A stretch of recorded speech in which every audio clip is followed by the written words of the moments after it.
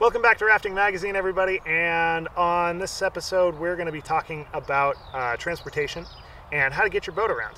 So recently we've had some issues getting into a section of river that's right in our backyard.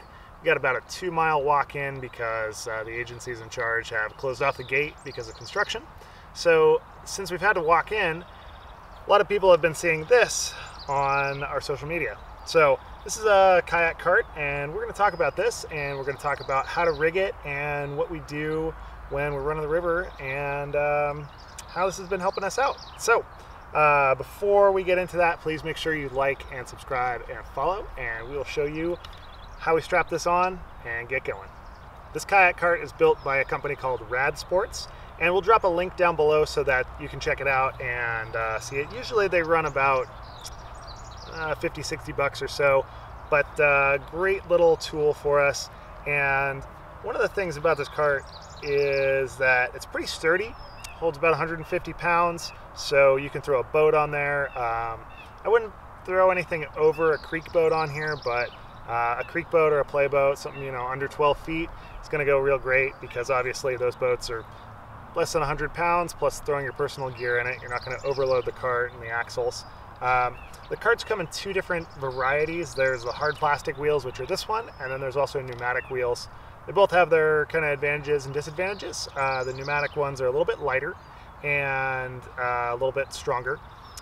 These ones, however, they don't pop like pneumatic ones do, so if you get thorns or something in there, you're going to have that wheel pop on you. But with this, you just get rocks embedded in it, and it kind of puts holes in the plastic. The other thing about this cart is that it really only works on road, like at least some sort of graded road. If you have a trail that you're hiking along, they're not so good. The wheels are a little small, they'll get stuck in the ruts, and then also having the two wheels sometimes can be a bit wider than the trail. It's not the most ideal thing. Unfortunately, there's not much on the market that's super ideal. To attach this, we just take 4 cam straps, and for this boat, this is an Air Cub 10.5-foot boat. So just about any 10.5-foot boat, I found you can use a 20-foot, a 12-foot, and 2 6-foot cam straps. And I just grabbed some NRS blue cam straps that work just fine. We're going to show you where to put these cam straps on the boat, and also where to position this, because that's kind of the critical thing. A lot of people will put this either way on the bow, in which case you have like this huge lever you got to lift up, and you have to lift up the whole weight of the boat to carry it. Some people will put it right in the middle, and it gets a little wonky. It kind of flops back and forth. So we prefer to put it just under one of the thwarts, and from there you can lift up the boat and kind of lever it. So we'll show you how to attach it and strap that on and see what that looks like. You're going to want to get your R2 partner to help you out with this, but the first thing we did is flip over the boat. So now we have exactly where we want to strap it to. And the thwarts are sitting right about where the drain holes are here, but we're going to flip this open. We're just going to set it kind of about there. You just want it beyond halfway down the boat. So first thing you want to do, I pre-strung all of these cam straps except one. So you're just going to string that through your D-ring, and then bring it around the front part of the frame here. And you're going to start off with a bit of a 3-point kind of system here. So Kaylee, could you strap that on there?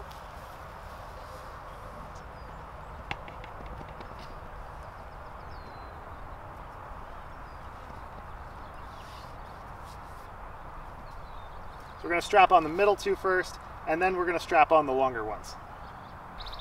The kickstand does get a little in the way, so you might need to move it when you're doing it with these straps, but there's usually a band on these things. You kind of want to move that over as far as you can, and then take your cam strap and put the buckle side through here. Bring it down, most of the way so that you can tighten it really easily. Kaylee, if you want to strap that on. And again, you want to get it, both of the straps want to be on one side or the other. So we're going to keep them on this side of this little hump right here. So we're going to pull those straps down and then feed them through like you would to strap your cam straps on. The first strap you want to crank down is actually the back strap, because you want to just make sure it's a little further back. All of the rest of the straps are going to pull it towards the bow. So just get that shorter 12-foot strap to pull it first. And then you're going to grab the side straps, and together at the same time we're going to pull. So you can see as we're pulling and putting tension on this, it's not pulling to one side or the other, and that's going to help you when you're walking down the road. Last thing we're going to do is pull that bow strap and just make sure there's tension on the stern strap as well. So Kaylee, go ahead and crank that down. Great. Now it's strapped to the boat, and you can see it kind of creasing on the boat. We didn't top the boat off, but normally in these cases, if you're hiking into a place and you don't want to bring a top off pump, now would be the time to top this boat off. Make sure it's good and ready to go before you start hiking, unless it's a really hot day, which your boat might pop. So you just got to keep those things in mind, proper inflation. So after that, just make sure your tails aren't dragging. Take these tails and you can just put a daisy chain around them, and then make sure they're not dragging or getting in the way while you're carrying. Because at this point the boat is ready to go. You've got it all rigged, so you can flip it over. And you probably want to push your kickstand back over. The best thing to do when you want to flip the boat over is just grab it by the bow and the stern, lift it well enough up so that this cart's going to clear the ground. You don't want to be smashing up your cart. So Kaylee, you want to grab the bow up there? Which way are we flipping it? We'll flip it that way. Right. Lift it up. And now you have a boat rigged with the cart. Next thing to do, we are going to want to take our gear. So you just have your gear bag, toss it in the boat, and the important thing here is that you kind of want to balance out your gear. So if you have gear for 2 people, I'd put it in this back compartment, put it in the center compartment, and I try to leave nothing up there. Just for me, I think it kind of weighs down. And there's a couple ways you can carry this. So the first way is the 2-person way. So Kaylee, can you go over here? And you can either grab your D-rings, or if you have a perimeter line, grab your perimeter line, and you can walk off together with it.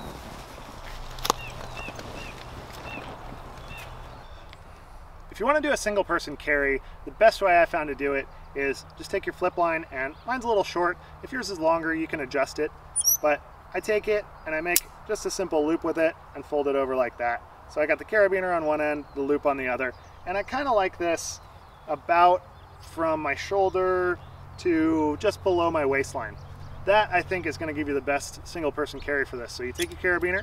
The best place to put it is on the front D-ring, but if you can't do that, you can put it on the cam strap that you laid in here. So clip it into the cam strap, and now you can see, since the cart is behind the or underneath the thwart, and I put my gear pretty balanced inside the boat, you've got this nice lever to lift it all up. And one of the issues I mentioned before, it gets a little wonky if it's in the center, the cart that is. If you put it in the center, it's kind of hard to put gear where you need to, and sometimes one side can get heavier. As you're taking a step, the boat can fall back like that. It's just uncomfortable to carry by yourself. So that's why I prefer to put it back a little bit. And then again, if you put the cart directly under the bow or the stern and you're lifting up the opposite end, one of the challenges that that creates for you is that you're lifting up your boat's weight and your personal gear weight, and you're also having to pull the cart. So this boat's 61 pounds plus my gear. Gear for 2 people, maybe 20 to 30 pounds. So we're talking about 90, a little over 90 pounds for all of that, and then the cart as well. So you don't really want to be lifting up 90 pounds. I mean, you're practically just carrying it at that point anyway. So put as much as you can on the wheels and let the wheels work for you. And then what I like to do with this, take this, put one arm through, put it over your shoulder, and you got this nice strap. It sits down about your hip, and you can see I'm just standing here and the boat is fully supported by the cart itself. Now, we're going to show you how to rig this cart inside the boat after you get it to the river. And that's going to give you a good idea of where to put it and how to keep it out of harm's way. But for now, we can just walk in.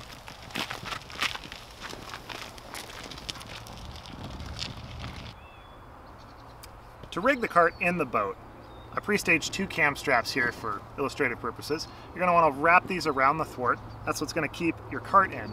So you're going to take the cart, and a lot of people I've seen have strapped this just right around. I don't really like to do that because I like to have a little extra measure of security. And in a lot of my videos, if you've seen them before, you'll notice that there is also a watershed dry bag that sits on top of this just for a little extra padding. It's really important that we put it in the stern of the boat, and the reason for that is when you're paddling, if you take a hit from the front, you don't want to go flying into this thing. So any hard objects, obviously, we want to put them behind us. So from here, what we're going to do is we're going to take these straps and we're going to lace them through the frame of this. Reason for this is that once we pull this around and begin to secure it, this is not going to go anywhere. And even if the straps move, you're not going to have to worry about your cart flying out and going into the river. Now, biggest thing, we don't want to be littering in the river, but also we don't want to be buying a new cart every time too. So make sure you strap this in pretty well and you're not losing it. And then also, just as a matter of comfort, I like to pull the buckles back so they're not in the passenger compartment here and I don't hit a leg on it or hit a knuckle. That always hurts quite a bit. So I've just strapped it here, but you can see this isn't going anywhere. And before I strap a bag in, and once I have a paddle that I want to put in my spare, what I'll do is I'll actually put it through the frame here, and then you can run it under the thwart, and then it's pretty well in there. You'll still be able to get it when you need it, but it's not going to be flopping around, and it's all secure here. So that is how you rig these things into the boat and make sure you got the most security with it. If you guys do want to pick up one of these carts, just go ahead and check out that link in the description below. It really helps out our paddling team and helps them keep getting out there and keep getting on the water. So if you guys have any more questions, please let me know, and we look forward to seeing you next time on Rafting Magazine.